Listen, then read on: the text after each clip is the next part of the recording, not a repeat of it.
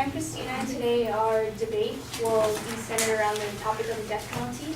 I'm on the affirmative side with Cameron, and our proposition is that the U.S. should abolish the death penalty. I'd like to claim that the death penalty is ineffective in providing safety to U.S. citizens. It is rightfully immoral, and it exhausts needed resources. And because of this, the death penalty fails to improve safety from crime in the U.S. It unjustly kills death row inmates and places the U.S. into further burden. So to solve these issues, the U.S. should abolish the death penalty.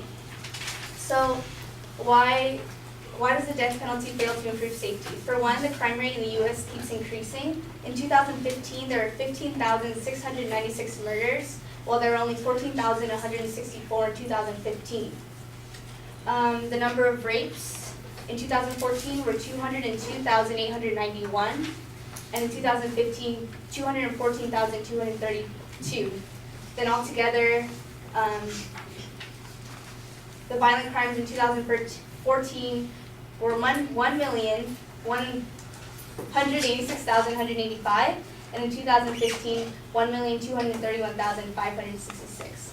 So as you can tell, there's a huge difference between, well, not a huge difference, but there is a difference, and it shows an increase from 2014 to 2015 to show that there is still crime rate increasing in the U.S.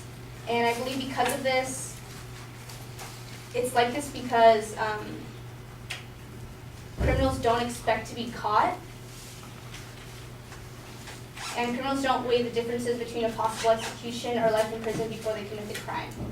I found an article titled "In Opposition to the Death Penalty," and it states that the death penalty is not a deterrent because most people who commit murders either do not expect to be caught or do not carefully weigh the difference between a possible execution and life in prison before they act. It's basically because when people are committing crimes, they're kind of in the heat of the passion, and so they don't think about what the possible consequences are. And I also found another article, and Texas Attorney General Jim Maddox states that in most cases you'll find that the murder was committed under severe drug and alcohol abuse. So most people in that time, like when they commit murders, they don't really think about what could happen in the future, especially the death penalty. So now moving on to why the death penalty is immoral, I'd like to talk about the criminals on death row and their housing conditions. Death row inmates live in single-room cells, and they're only allowed 2 hours of recreation 6 days a week while eating alone by themselves. So for the most part, they're found in isolation, and they're faced with the fact that they're going to die, and some people don't know when they will die, and some people do know exactly when they're going to die. So this mental illness gained from the conditions of death row inmates is known as death row syndrome or death row phenomenon.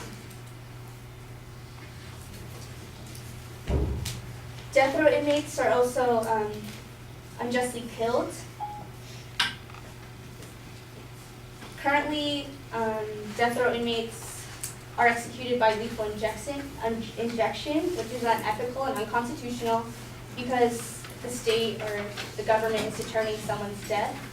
The 8th Amendment states, excessive bail should not be required, nor excessive fines imposed, nor cruel and unusual punishments inflicted. So to me, lethal injection is a cruel and unusual punishment because people are sentenced to die in a way that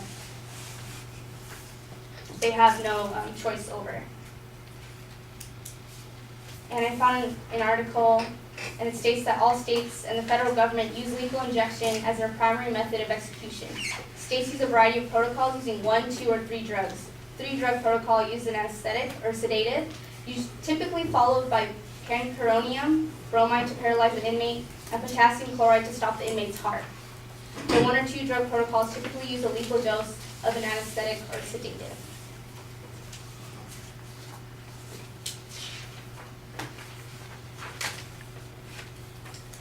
And now moving on to why the death penalty exhausts resources. For one, the death penalty spends approximately $90,000 more a year to house a prisoner on death row than in the general prison population, or $57.7 million annually. In California, wait times average nearly 20 years. So putting that together, it's a lot of money.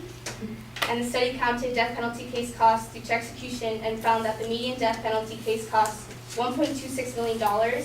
So while people are on death row, they also they can retry their case, and that spends more time and that spends more money. So in conclusion, our plan will abolish the death penalty and sentence would-be death row inmates to life in prison without parole. And it'll help to provide safety to U.S. citizens, make punishment rightfully moral, and will not exhaust resources.